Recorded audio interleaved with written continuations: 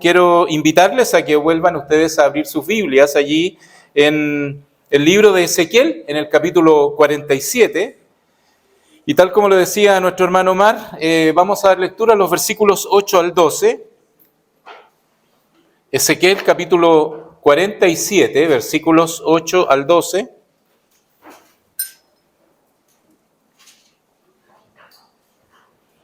Esta va a ser nuestra base bíblica para el día de hoy, para esta mañana. Así es que si ya lo tienen, les voy a molestar nuevamente, por favor, colocarse en pie para que, como acostumbramos de manera reverente, oír la palabra del Señor, que dice como sigue. Y díjome, estas aguas salen a la región del oriente y descenderán a la llanura y entrarán en la mar, y entradas en la mar recibirán sanidad las aguas. Y será que toda alma viviente que nadare por donde quiera que entrare en estos dos arroyos, vivirá, y habrá muchos peces por haber entrado allá estas aguas, y recibirán sanidad. Y vivirá todo lo que entrare en este arroyo.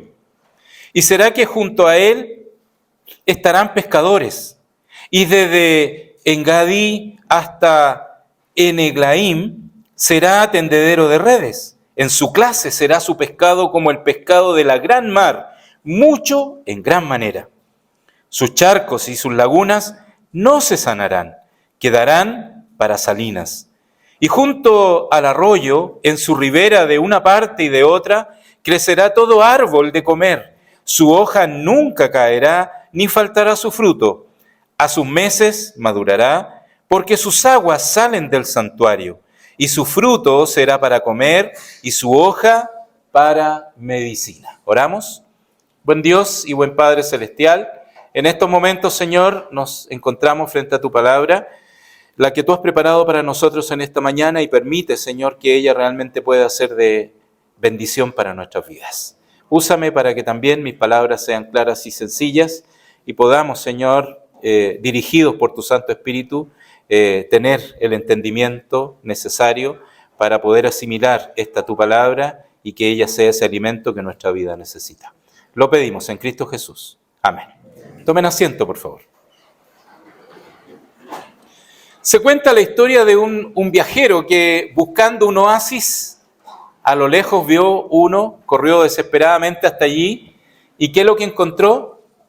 En vez de encontrar un jardín frondoso, al acercarse descubrió con horror que eran flores de plástico, el suelo era cemento pintado de verde, y por lo tanto no había perfume, aroma de flores, no había vida, no había nada de lo que uno espera encontrar allí en un oasis, ¿cierto? En el fondo lo que descubrió fue una imitación perfecta, pero finalmente imitación, al fin y al cabo.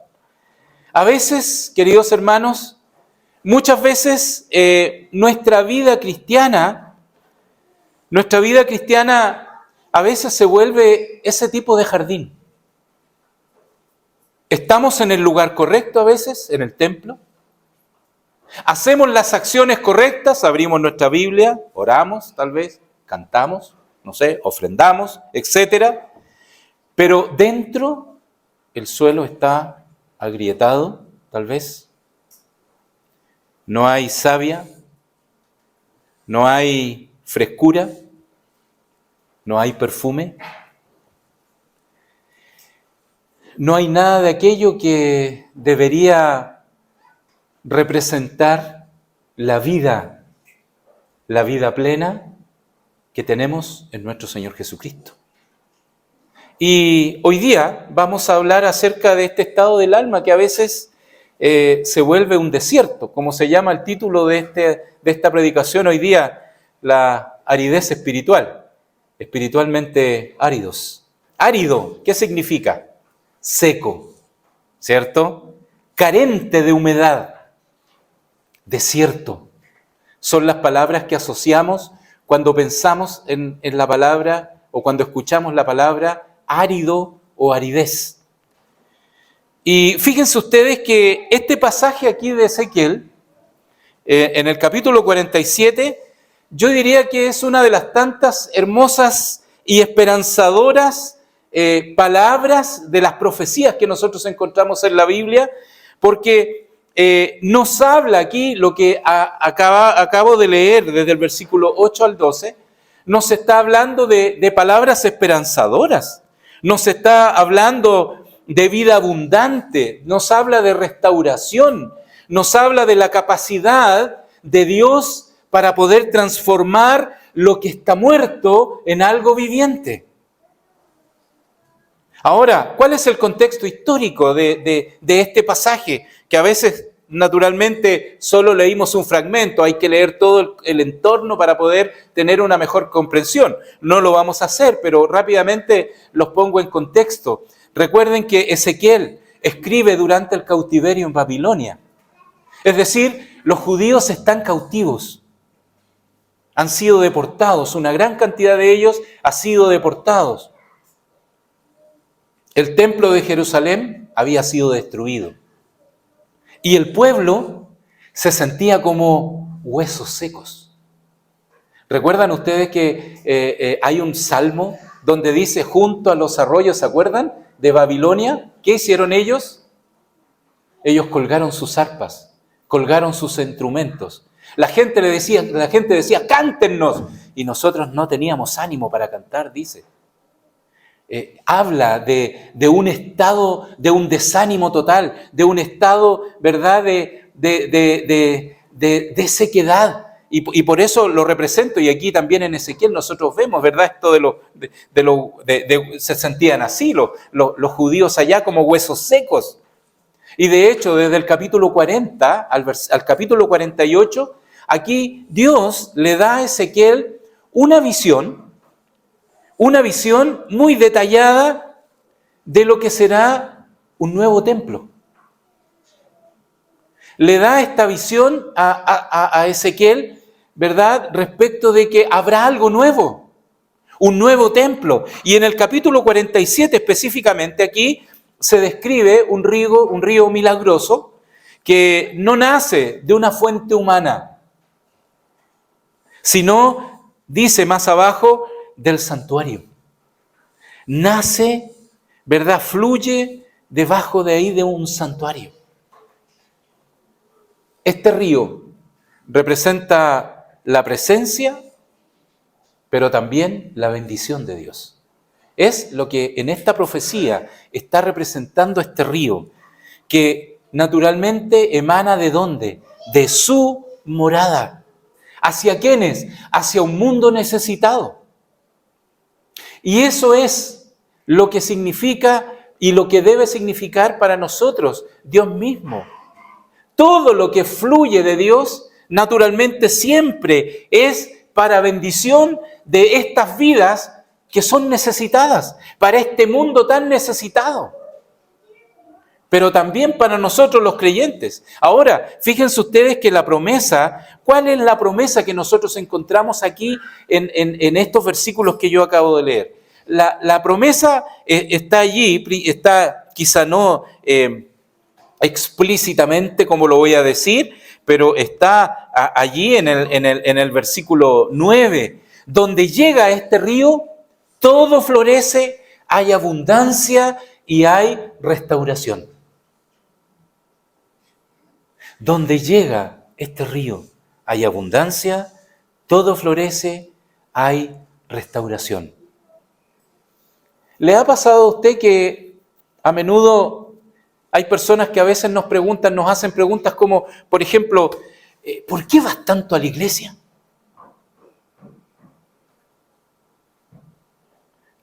O a lo mejor, ¿qué ganas con estudiar tanto la Biblia? ¿Qué sacan tanto ustedes allí y pasan encerrados estudiando la Biblia? ¿No le han hecho a lo mejor esa pregunta? O quizá alguien ha sido un poco más insidioso, ¿verdad? Ustedes tal vez ese afán de asociar todo con Dios y con Cristo y con la Biblia. ¿No le han dicho a lo mejor esas palabras a usted? Y es cuando a lo mejor ahí nos damos cuenta de que siempre nuestras palabras, nuestro hablar, nuestro comunicarnos con otros, la palabra de Dios está presente. El mensaje que tratamos de transmitir a otros, eso sucede naturalmente con la vida del creyente. Y la gente, las personas les llama la atención y tal vez cuestionan de alguna manera esto. Ahora, la respuesta nuestra, ¿cuál normalmente es y cuál debiera ser? Nuestra respuesta siempre debiera ser, yo diría, simple, sencilla, ¿cierto? Pero contundente, es simple. Y me gusta mucho lo que dice el Señor allí en Amós, en el capítulo 5, versículo 4, al final del versículo 4, lo que le dijo al pueblo de Israel, lo que también nos dice a nosotros y lo que nosotros también debiéramos transmitir a aquellos que tal vez están llenos de dudas, de inquietudes, de por qué la vida del creyente es así. Buscadme y vivid. ¿Por qué? ¿Por qué hablamos tanto de Cristo? ¿Por qué estudiamos tanto la palabra de Dios? Ese afán de congregarnos cada domingo, como lo decía el pastor. ¿Ah? Yo no sé cuántos dijeron amén cuando dijo, ¿verdad? Me gusta estar todos los domingos en la casa del Señor. ¿Ah? Esa necesidad de estar reunidos, esa expresión del salmista, yo me alegré con los que me decían, a la casa de Jehová iremos. ¿Por qué? ¿Por qué eso? ¿Por qué se produce eso? Se produce cuando el creyente busca al Señor, cuando la persona busca de corazón al Señor. Hay una necesidad de estar en comunión, de estar en contacto, no solo con Dios, sino también con los que buscan al Señor. Y no solo eso, el buscar a Dios, sino también, sobre todo, el hacer su voluntad. Eso es lo que mueve la vida de un creyente. Eso es lo que mueve la vida de cada uno de los que somos hijos de Dios, y así debiera serlo. De hecho, el apóstol Pablo recomendó al mismo Timoteo, a su discípulo allí en la primera carta, en el capítulo 4, los versículos 14 al 15, cuando le dice, no descuides el don que está en ti, que te es dado mediante la profecía por la imposición de las manos del presbiterio. Luego miren lo que dice, ocúpate en estas cosas. Ocúpate, ocupa tu tiempo, invierte tu tiempo en estas cosas. Pero después miren, dice, permanece en ellas. No sea algo esporádico, permanece en ellas, haz que sea habitual en ti. ¿Para qué? Para que tu aprovechamiento, para lo que tú ganes de esto, sea manifiesto a todos, sea de bendición para los demás. Pedro también en su última carta, en el último versículo de su segunda carta, nos dice, pero, después que ha dicho todo lo que ha dicho anteriormente, pero hermanos, crezcan en la gracia y el conocimiento de nuestro Señor y Salvador Jesucristo. A Él sea gloria hasta el día de la eternidad. Amén. Hermanos, pero lo más importante es que tienen que crecer en la gracia y en el conocimiento del Señor. Se responde la pregunta de alguien cuando nos dice ese afán de estar tanto reunidos, de estudiar tanto la Biblia, de hablar tanto de Dios, de relacionar todo con Dios, con Cristo, etc. Pero hermanos, seamos honestos, lamentablemente, en ocasiones no sucede eso con el creyente. No sucede lo que la palabra de Dios indica que debiera suceder en la vida del creyente. ¿Alguna vez le ha pasado a usted que estando en casa a lo mejor ha abierto la llave de su casa y en vez de salir agua lo único que sale es aire? ¿Ese siseo del aire? ¿Qué pasa? Todo está correcto, la cañería está bien conectada. ¿Ah? Que yo sepa, no hay fugas de agua en mi casa. Pero resulta que abro y en vez de fluir agua, que es lo que yo espero que salga, sale simplemente aire. Hermanos, así es. Y así se siente venir al culto cuando el corazón está árido. Quizá usted ve fluir en otros, escucha esa agua, ¿verdad?, de alabanza en otros corazones que están sentados a su lado cantando al Señor, pero su propia llave está emitiendo un sonido que es puro aire, nada más que eso. Y esa sequedad no es sino falta de humedad espiritual. Porque quizá puede que haya sequedad espiritual. ¿Y qué sucede? Y esta pregunta es importante. ¿Y qué sucede cuando el desierto se instala en la banca de la iglesia? ¿Qué pasa cuando en la vida del creyente empieza a surgir este desierto? La pregunta más natural, ¿cierto?, que nos podemos hacer entonces es, ¿qué hacer cuando eso sucede? ¿Qué hago si es que estoy espiritualmente árido? Estoy seco. En vez de fluir agua, ríos de agua viva, está simplemente saliendo aire. Y no está fluyendo lo que realmente debiera fluir de la vida de un creyente que dice amar a Dios, que dice servir a Dios, que dice buscar la voluntad de Dios. Hermanos, a veces cuando se tiene sed, muchas veces, y no sé si a ustedes les ha pasado que cuando uno tiene mucha sed, la primera agua que uno ve, ¿cierto?, con lo que sea, trata de saciar esa sed, ¿sí o no? Yo recuerdo que siempre criticaba a mi madre porque mi madre decía, hoy tengo sed, me voy a tomar un tecito. Yo decía, pero ¿cómo vas a tomar un té caliente si uno está acalorado? Me decía, tengo calor y voy a... Pero ¿cómo? Bueno, no sé si es que uno se va poniendo viejo después o la verdad que la física, no sé, la química tiene razón de que cuando uno toma algo con mayor calor como que la temperatura baja, pero me ha resultado. ¿Ah? Entonces, pero muchas veces, y en cierta ocasión me pasó, que venía desesperado con mucha calor, abro el refrigerador y veo una botella de cachantún, y abro, y verdad, y me tomo, y no era cachantún. No era cachantún. La sensación es terrible. No era cachantún. No era agua mineral. El peligro justamente está en que cuando se tiene sed, se busca saciarla con cualquier líquido que encontramos. Y ahí también está el peligro, porque puede ser peor. Y por eso es que es importante que nosotros vamos a las Escrituras. Brevemente vamos a ver qué prácticas nos ayudan a evitar justamente caer en ciclos o tiempos de aridez espiritual. De acuerdo a lo que leemos acá, en el versículo 12 del capítulo 47, dice, y junto al arroyo en su ribera, de una parte y de otra, crecerá todo árbol de comer. Su hoja nunca caerá, ni faltará su fruto. A sus meses madurará, porque sus aguas salen del santuario, y su fruto será para comer, y su hoja para medicina. Miren qué interesante. ¿Qué pasa con todo lo que está en el entorno de ese arroyo? ¿Qué sucede con todo lo que está alrededor, inmediatamente al lado de ese arroyo? ¿Qué dice aquí? Junto al arroyo, en su ribera, de una parte y de otra, en ambos lados. ¿Qué va a pasar? Va a crecer todo árbol. Las hojas de esos árboles no se van a caer. Ni tampoco, ¿qué cosa va a faltar? En el fondo, nunca dejará de dar fruto. Porque a sus meses va a madurar, ¿cierto? Y su fruto además será comestible, será útil, ¿verdad? Y su hoja también será para medicina. Hermanos, para poder evitar la aridez espiritual, primera cosa, mantengámonos en el lugar apropiado. Coloquémonos en el lugar que corresponde.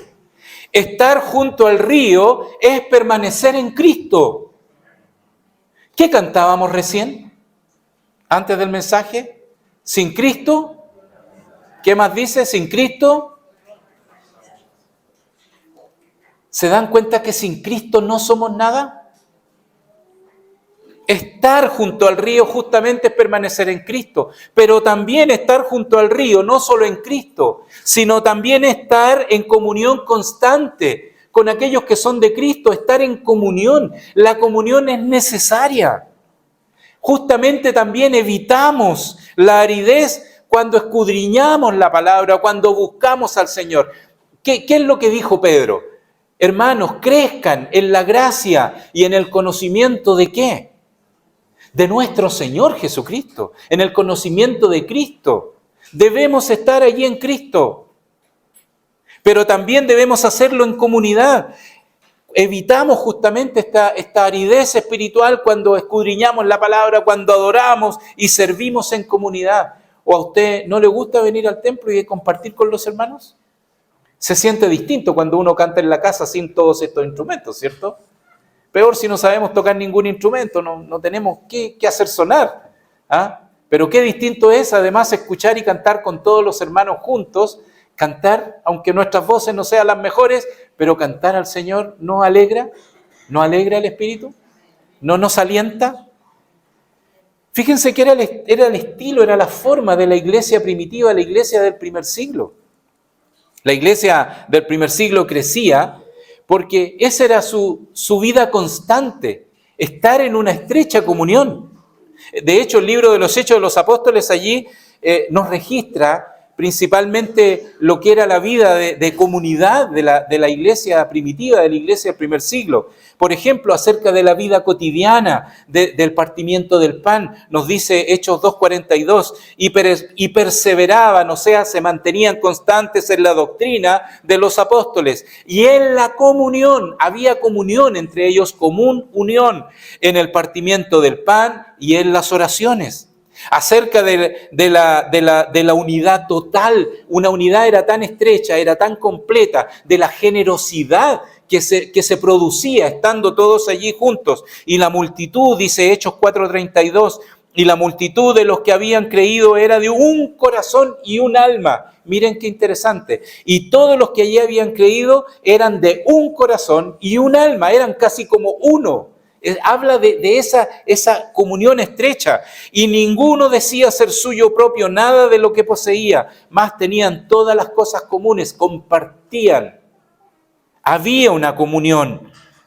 La importancia de estar juntos nos relata allí, la Biblia destaca que no solo estaban físicamente juntos, sino que sus pensamientos, sus propósitos también estaban alineados. Por ejemplo, en la oración, todos estos, dice Hechos 1:14, perseveraban unánimes en oración y ruego. Eran constantes en estar juntos orando al Señor.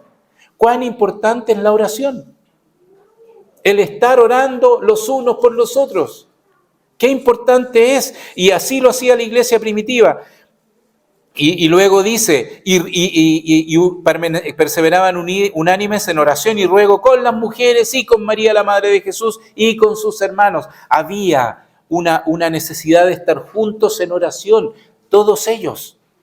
En el templo, en las casas. No era solo en un solo lugar. No era que sí, me gusta estar en comunión con los hermanos cuando vengo al templo y hasta ahí nomás, no me pidan más. No, ¿qué dice Hechos 2:46? Y perseverando unánimes cada día en el templo y partiendo el pan en las casas. Habla de una comunión constante, no solo en el templo, también en las casas. Comían juntos con alegría y con sencillez de corazón. ¿Cuán importante es estar en el lugar correcto? Hay personas que dicen, no, yo no necesito tanto a la iglesia. Yo soy feliz estudiando la Biblia, alimentándome de la palabra del Señor, prendo la tele y total, hay un montón de programas de televisión que me pueden hablar, hay canales cristianos, etcétera, hay música en YouTube, puedo ver los mensajes de tal o cual persona desde mi casa. Sí, usted lo puede hacer, pero no está en el lugar correcto. La comunión es necesaria, es importante. ¿Recuerdan ustedes cuando volvimos de pandemia? Queríamos puro abrazarnos, saludarnos y vernos, ¿cierto?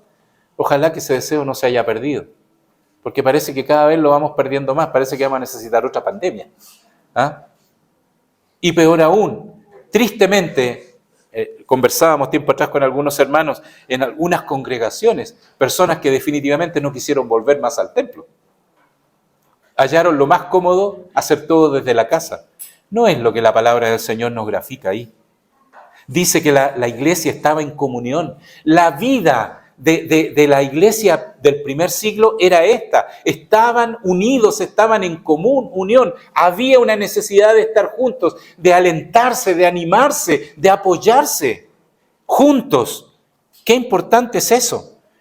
Y luego, después, esto es en los Hechos de los Apóstoles, pero después en las epístolas, en las cartas, también encontramos exhortaciones a la iglesia. Allí los apóstoles escribieron después ellos más tarde para recordar justamente, para que la iglesia no se olvidara que debían mantener esa costumbre de hacer las cosas juntos. Qué importante en la mutua edificación. Y Pablo escribe a los tesalonicenses, por lo cual consolaos los unos a los otros y edificaos los unos a los otros como lo hacéis. Es necesario. Cuando estamos juntos podemos animarnos y consolarnos unos a otros. En la asistencia a las reuniones, allí el escritor a los Hebreos dice, no dejando nuestra congregación como algunos tienen por costumbre. En la armonía espiritual, finalmente sed todos de un mismo corazón, dice allí Pedro en su primera carta, sean todos de un solo corazón, como lo era, ¿se acuerdan? Un corazón y un alma. Sean ustedes de un mismo corazón, compasivos, amando fraternalmente, misericordiosos, amigables.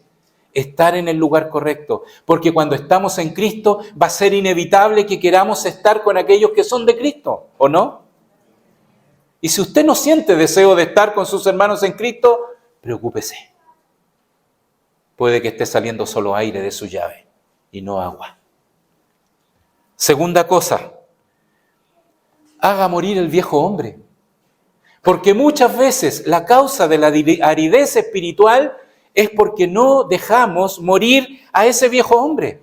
Colosenses 3, del 5 al 13 dice, amortiguad pues vuestros miembros que están sobre la tierra, fornicación, inmundicia, molicie, mala concupiscencia y avaricia, que es idolatría, por las cuales cosas la ira de Dios viene sobre los hijos de rebelión, en las cuales vosotros también anduvisteis en otro tiempo, viviendo en ellas. Mas ahora dejad también vosotros todas estas cosas, ira, enojo, malicia, maledicencia, torpes palabras de vuestra boca. No mintáis los unos a los otros, habiendo despojado del viejo hombre con sus hechos, y vestíos del nuevo, el cual por el conocimiento es renovado conforme a la imagen del que lo crió, donde no hay griego ni judío, circuncisión ni incircuncisión, bárbaro ni chiita, siervo ni libre, mas Cristo es el todo y en todos. Luego continúa diciendo, vestíos pues como escogidos de Dios, santos y amados, de entrañas de misericordia, de benignidad, de humildad, de mansedumbre, de tolerancia, sufriendo los unos a los otros y perdonándoos los unos a los otros, si alguno tuviere queja del otro, de la manera que Cristo os perdonó, así también hacedlo vosotros. Qué tremendo lo que aquí escribe Pablo a los colosenses. Esto es lo que debe caracterizar el dejar el viejo hombre. Y quizás cuántas de estas cosas que yo he leído están todavía presentes en nosotros. Y no dejamos morir ese viejo hombre. Como alguien escribió por ahí, debemos matar de hambre a aquellos que nos quitan la vida espiritual. Hay que matar de hambre aquello que nos quita la vida espiritual para que la vida espiritual fluya en nosotros. No vivir en esa aridez, en ese desierto. No tratar de vivir en ese oasis que parece un oasis, pero que el suelo es cemento pintado de verde, las flores son plásticas y no hay aroma y no hay nada que es real. Todo es simplemente artificial. Debemos renunciar a todas aquellas cosas que nos quieren dominar o que nos están tal vez dominando en estos momentos, hermanos. Con la ayuda de Dios Solo con la ayuda de Dios podemos hacerlo. Debemos renunciar a aquellos hábitos que nos dominan, ¿verdad? Y apartarnos de toda influencia nociva antes de que pueda destruir nuestra frescura. Y tercera cosa, nunca dejemos de servir. ¿Y qué importante es esto? Juan, en el capítulo 12, en los versículos 25 y 26, leemos: el que ama su vida, la perderá. Y el que aborrece su vida en este mundo, para vida eterna, la guardará. Y luego dice aquí, estas son palabras del Señor Jesucristo: si alguno me sirve, sígame.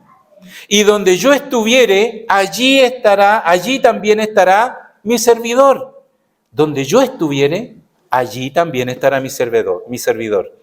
Y si alguno me sirve, mi Padre le honrará.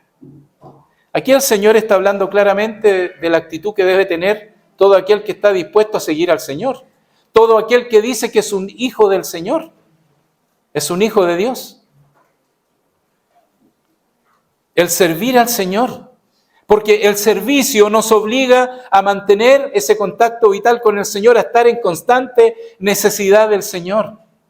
Muchas veces hay hermanos que dicen: es que yo no me siento capacitado para poder servir en esta responsabilidad o en esta otra. Bueno, allí es cuando es la oportunidad que tenemos para poder ir al Señor y decir: Señor, estoy dispuesto a servirte. A lo mejor me están proponiendo para esto y yo no sé cómo hacerlo, pero te necesito, ayúdame. Aprendemos a tener la dependencia de aquel que lo puede dar todo para que nosotros seamos y podamos dar frutos dignos para honra y gloria de Dios.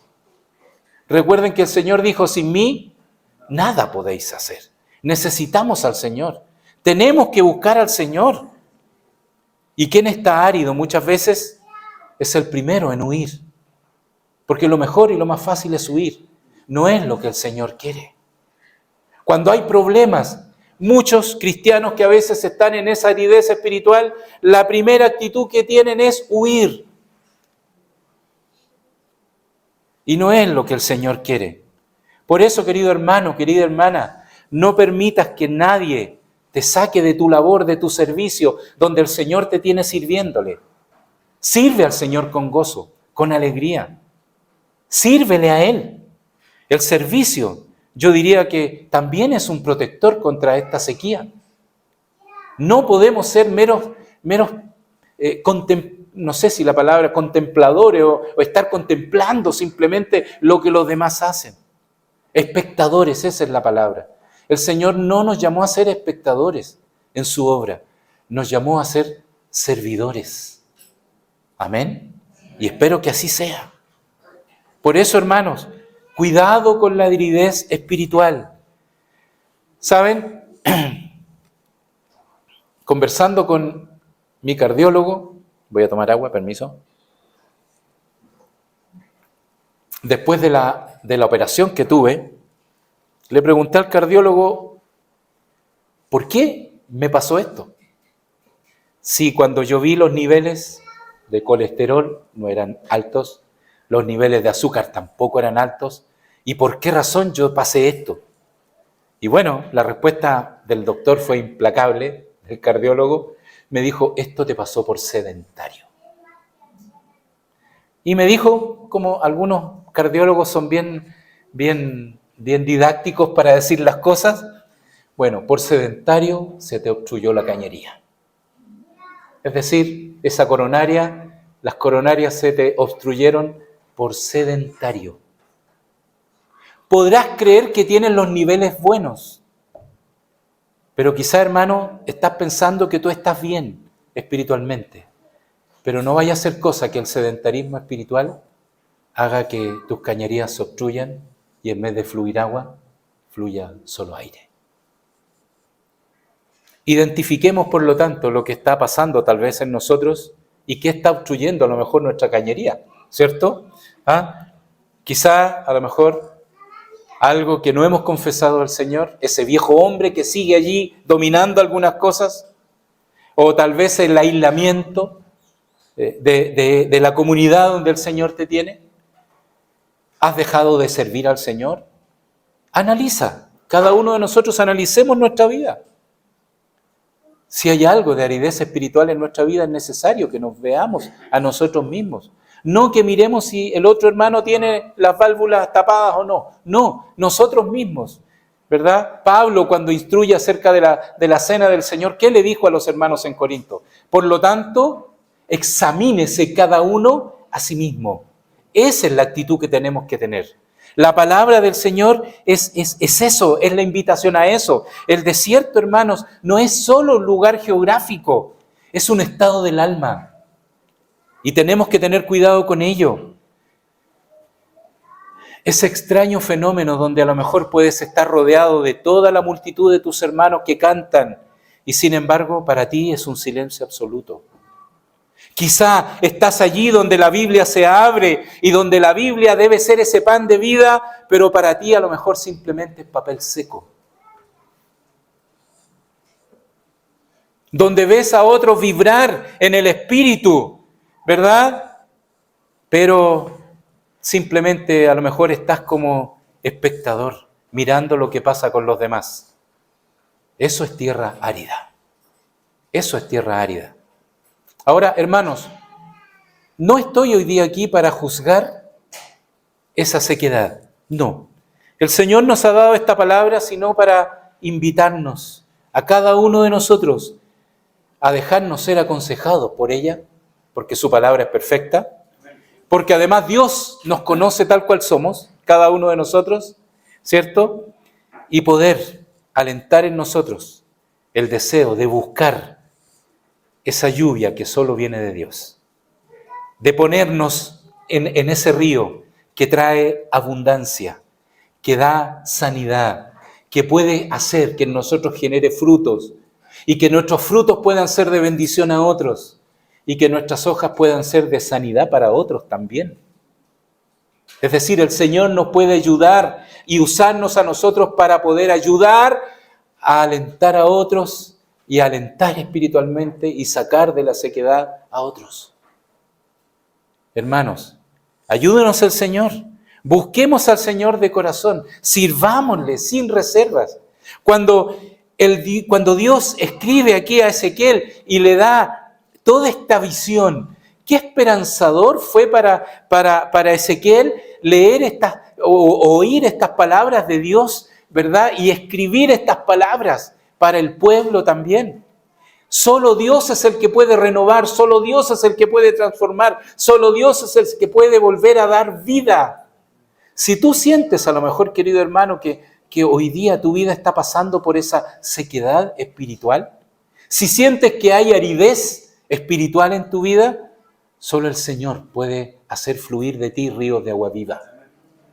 Pero tienes que estar en el lugar correcto, tienes que estar en Cristo. Tienes que buscar al Señor.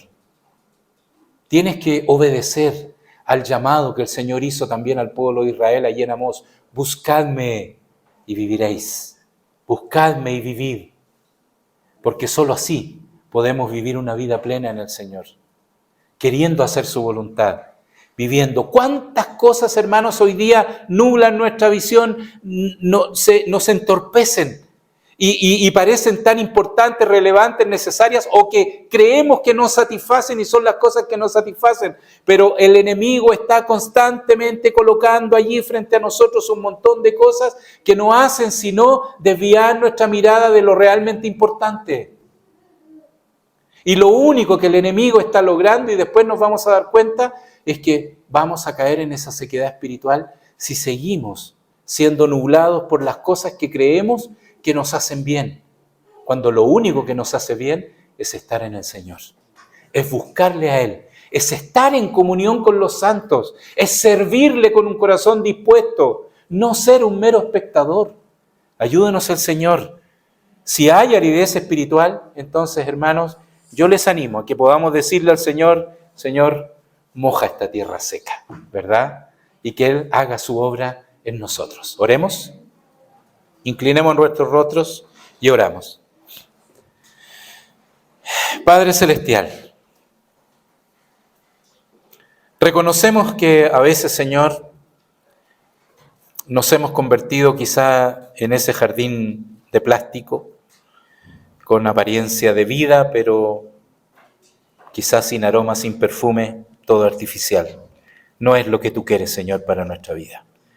Por eso es que te pedimos, Señor, perdón en primer lugar, por intentar tal vez saciar nuestra sed con cosas que no son tú. Porque solo contigo podemos, Señor, saciar esta verdadera sed que hay en nuestro ser.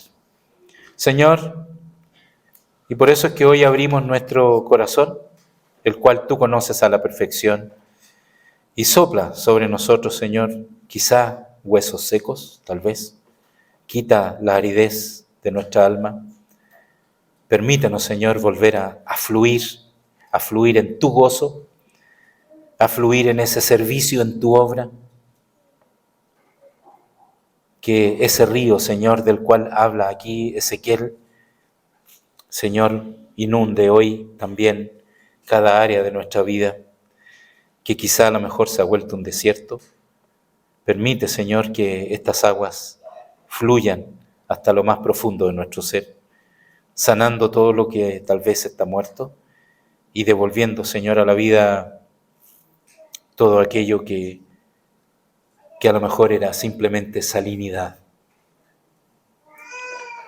Solo, Señor, por tu gracia es que podemos llegar a ser como esos árboles junto a la ribera que dice allí ese versículo 12, Señor. Siempre verdes, siempre dando frutos a tiempo y además siendo medicina para los que nos rodean. Señor, ayúdanos porque te necesitamos. Solo no podemos hacer nada. Que tu mano misericordiosa, bendito Padre, no se detenga, Señor, hasta que todo en nosotros sea transformado para tu honra y para tu gloria. Te lo pedimos en Cristo Jesús nuestro Señor. Amén. Que el Señor les bendiga. Gracias.